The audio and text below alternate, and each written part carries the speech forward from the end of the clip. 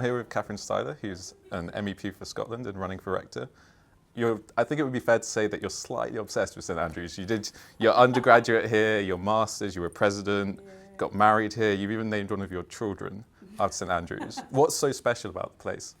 I think it's a completely unique experience. I was really privileged to have gone from a Scottish comprehensive called Coltness High School in Wishaw to come here when I was 18, and I had an amazing opportunity and I made the most of what St Andrews had to offer. I think it's one of the most unique places in terms of the societies you can get involved in. It always, just meeting students recently, the fact that you can, produce a student newspaper, run a radio station, put on a ball for 1,000 people, and just that's all part and parcel of this student experience. And I just think it gives you a whole set of skills and friendships that will last, a lifetime. And I love being at St Andrews, and I value the friendships I've made, and I'd like to give something back. And when I was approached to stand, it'd be a real privilege and honour if I got that opportunity to do so. Why is it that you want to continue representing students as rector? Well, I think it's people approach me and ask me, and I thought about it, and then thinking about it is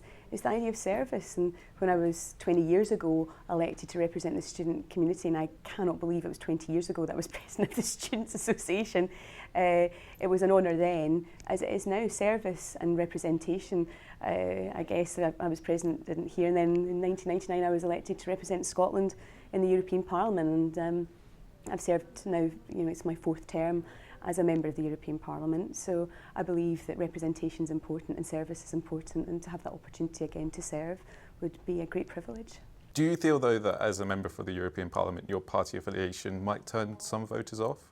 And what are you going to do to convince students that you can represent them if they don't support Labour?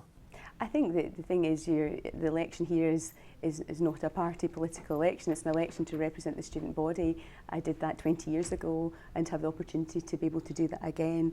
Obviously the politics in the European Parliament are based on consensus, and you have to work together, and those are great strengths in terms of what I have to offer and working with the broad student body to deliver for the people that are asking me to become rector of the university.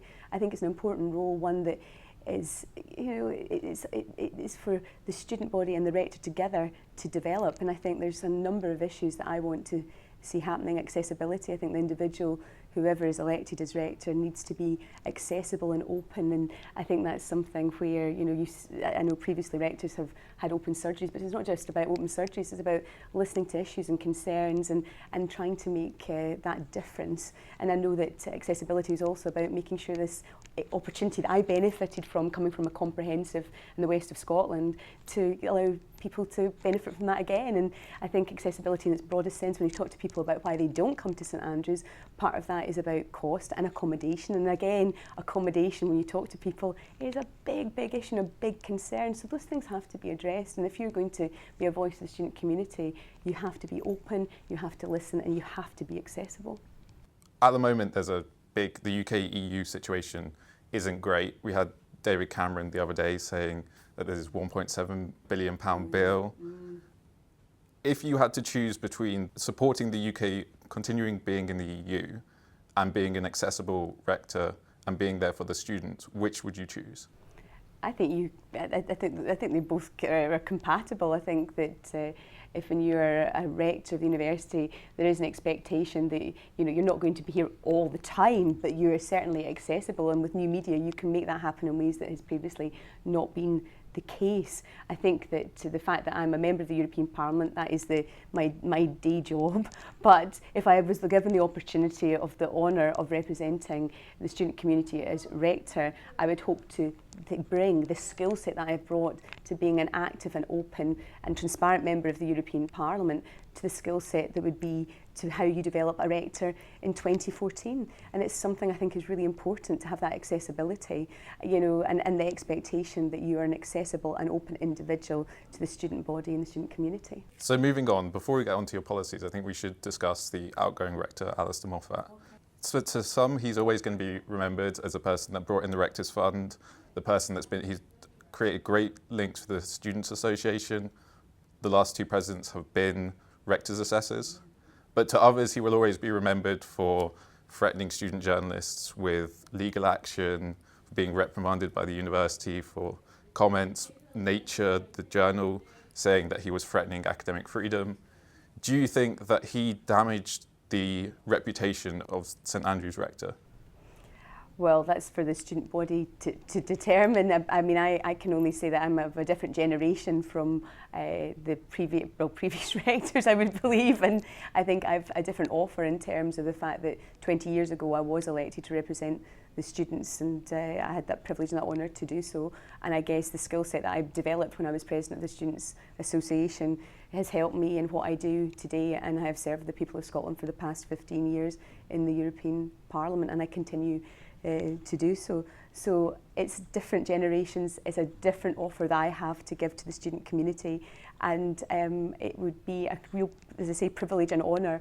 But obviously it's an election, and people will be free to choose who they want, and I would like to have that opportunity again to serve the student community. But I do think it's important to have an opinion on your predecessor. Sure. I mean, I think that each rector brings a different skill set. Obviously, there are pros and cons of each individual. I think that you know, what I'm standing on is a platform of openness and accessibility and trying and listening, and I think that's an important people bring different skill sets to that job, and I think that the things that you said about the Rector's Fund, and you know, that's wholeheartedly to be welcomed, and I hope that that would be able to be continued. But I think that you know, my offer is certainly something different from what the previous rector or rectors have had to offer. So moving on to your policies. Yeah, sure. I want to talk about those, yes. One of them is alumni development. Yeah. This was something Pat, who's the current president, ran on as well. He wants a kind of American-style reunion system. What is it that you're planning on doing? Well, I, for many, many years, wanted to give something back, and you know, what I have is knowledge and time and experience, but how do you allow people to come back and give that back to the student community? And when I've been talking to people, I just was talking to someone who is now running an e-commerce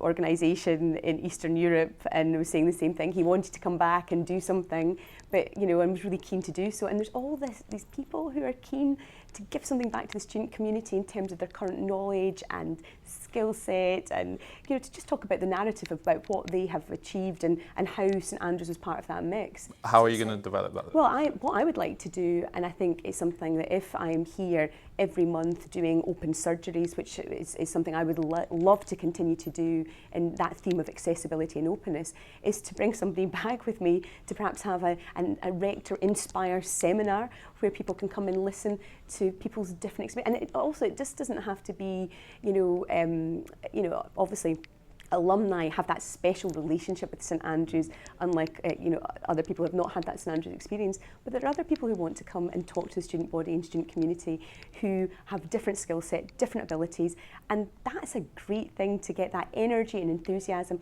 to come to St Andrews and talk to people who are interested in the student community.